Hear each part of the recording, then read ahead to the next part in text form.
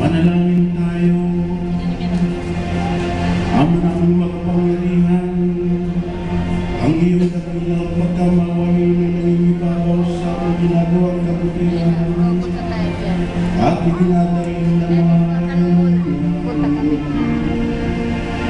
ang kagandahan dugo sa amin ay huwag mong magumapang upang ang kasalanang ipinangangabang inapatawaran kundi na takot mo ay kalapitan ay iyong patawaran ng lubusan at ang pinag-aalangan namin hilingin sa pagdarasal ay iyong pagbigay ng aming makamtan sa pamamagitan ni Yesu Cristo kasama ng Espiritu Santo magpasakalang hanggan.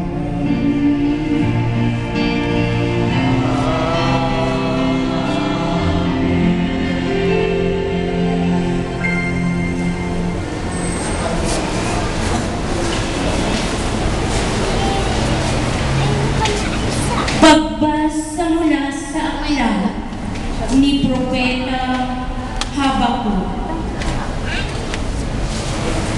Panginoon, hanggang kailan ako daraing sa iyo